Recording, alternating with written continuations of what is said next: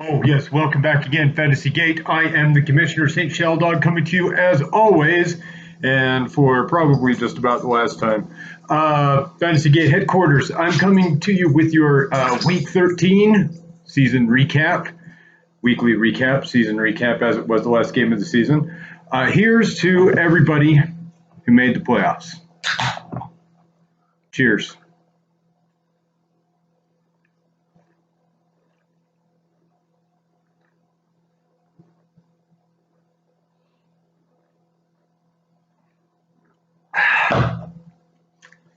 Congratulations. So happy for you. So happy for you all. Your commissioner is very proud of you. I'm very sad that I won't be joining you. However, I do have something else of my own to celebrate.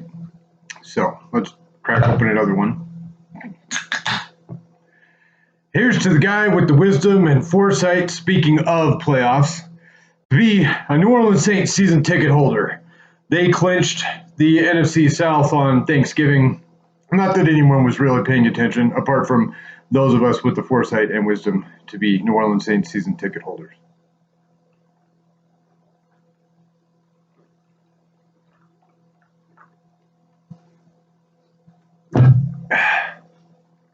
Couldn't quite get that second one. I thought I would. Probably better off than I did. Okay. Yes. We have the recap to do, or I have the recap to do. You know what? Screw it. Let's just do it. Week 13. The final week of the regular season. We start with the big one, the guaranteed win and you're in match between Elementary My Dear Watson and season points leader, hence not so shitty piece of poop. It was certain to be a game decided late as each team had 3 starters going on Sunday night or later. The Elementarians stuck to their eponymous gun rolling QB against the Pats Sunday night, a gamble that paid off huge. Poopsters would need Russell Wilson to go batshit Monday night while the 2 simple running backs stayed in their cave. You could smell it a mile away, but the shitty ones never got a whiff of victory. Watson's on to the playoffs. Poopsters out despite a fine regular season. In order to get things mixed up from there, either First and Goal or Elway's Way would have to lose. Yuan Candid Camara wanted to wedge open that door, giving thanks for Kenny Galladay's Big Turkey Day. Not so fast, said Aaron Rodgers. My goal is to be the first Sunday stud, 36 points going the other way for First and Goal. The surprise reemergence of first overall pick Barkley, along with Alshon Jeffrey, sent the Candid ones to the showers. The 2-time champ is in the playoffs again. The last door to the playoffs was guarded by Elway's Way, who appeared along with first place team feeling dangerous in this week's edition of the Toilet Bowl. Caring not for their precarious playoff position, being lowest scoring team vying for the spot, the Blue Trim Pumpkin Lovers left 45 points on their bench when they filled with Jimmy G and Latavius Murray rather than Carson Wentz and Rashad Penny. Despite a subpar showing from the Danger Gang, Elway never had a chance, scoring only 61 and leaving the final playoff spot open to 2 higher scoring teams. One of those teams, managed by yours truly, squared off against the lately frisky Fantasy Knights. The saintly pass catchers Fuller, Lockett, and Kittle combined for an astonishing 2.2 points, led by Tyrone Donut on Monday night. Meanwhile, squirrely receivers Thomas Robinson and bullseye-hitting dart thrower Devontae Parker totaled over 50. That discrepancy made up the margin of victory, and then some. Knights by 37, St. Sheldog is out of commission. The final team with a chance, OBJ, YN, faced Yukon Luck Goff, who incidentally had a chance to earn a first-round bye. Apart from stellar stud Lamar Jackson at QB, it's been an up-and-down year for the OBs, and unfortunately, this week the rest of their team was down. Beginning with their not noticing wide receiver one Julio Jones was scratched in front of Thursday's nap time game. Goff blew up, a pedestrian but serviceable wait for the rest of the Goffster roster, and the way of the donkey is now in the playoffs. Whether Goffsters won the division depended then on the outcome of our final match, Bruce Don't Call Me Leroy versus the Run and Hide Bitches. Here it is. Kung Fu Master rolled another donut out of Adam Thielen, while on the other side, Derrick Henry is rolling up long rushing touchdowns. James White had Bruce in it on Monday night, but as previously noted, did not get the message about Thielen. Hides win by 19 and enter the playoffs as our number 1 seed. Before I sign off, I decided I'd add another segment. You get to watch me finish this beer. But no, seriously, here's another segment. I'm going to predict the playoff games. Well, what have we got here? Okay, first of all, we have First and Goff versus Elementary My Dear Watson. This one, on paper or on my laptop screen, appears to be rather straightforward. It's going to come down to whether Deshaun Watson can put up good numbers against a relatively stout Denver Broncos defense, a team which, let's face it, has nothing to play for at this point. The rest of Deshaun Watson just needs to put up, in my opinion, an average day, because Cook and Melvin Gordon are, despite their bad matchups, just going to outperform Gurley and Barkley on the other side by probably 2 scores.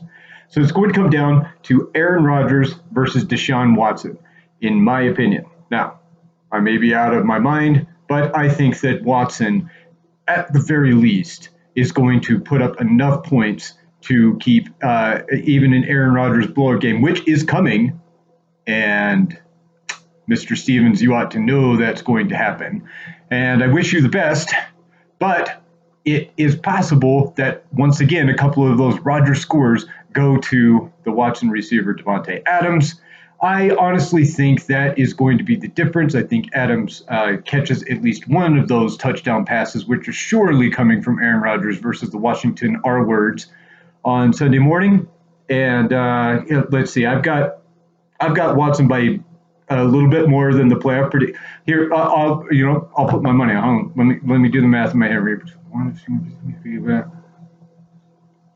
Watson by 16. Let's move on to the other one, shall we? Sorry about that, Mr. Smith. It looks like you're going to be exiting early. In the other game, I have a stupid advantage. I got home a little bit late, got this going a little bit late.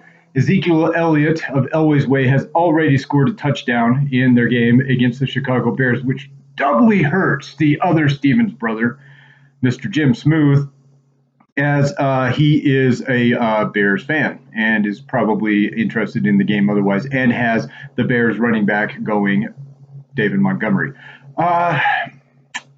Well, I still pick Reverend Smooth to win this game. I believe that that Jake the Snake Robertson is going to sleep on doing something meaningful with this roster. Probably going to go with that Garoppolo-Sanders stack against the Saints. I don't think that's going to perform. And I look for a rather pedestrian performance out of the Golf Cup stack is not going off this week. And I think that Smooth knows that. He's trying to play the baseline. I can't blame him because the Elway roster isn't very good. There's no reason to really try and reach out and find something fantastic to do. I like Baltimore's defense against Buffalo. I think Buffalo's going to get turnover happy in that football game. And I really think I think the difference here is entirely Aaron Jones. Whatever Aaron Jones does will be the margin of victory for You Can Let Goff over the hot start, as hot as it is, and it could get even worse by the time y'all look at this. But despite the hot start for Elway's Way, I've got Blue Trim Pumpkin Lovers losing to You Can Let Goff by the amount of points that Aaron Jones scores. And I think that's a complete wild card. I think Aaron Jones might go out for only 20 freaking yards, nothing else to show for it. And Jim Stevens and the You Can Let Goff squad squeak by whatever Aaron Jones scores. And that's pretty much assuming that Ezekiel Elliott continues tearing it up tonight, goes for 30. I still think that the Goffsters win unless, well, things really change on the Elway's Way roster. That's pretty much it. Hey, congratulations on making it to the playoffs, the 6 of you. And perhaps we will see you next week. Bite me.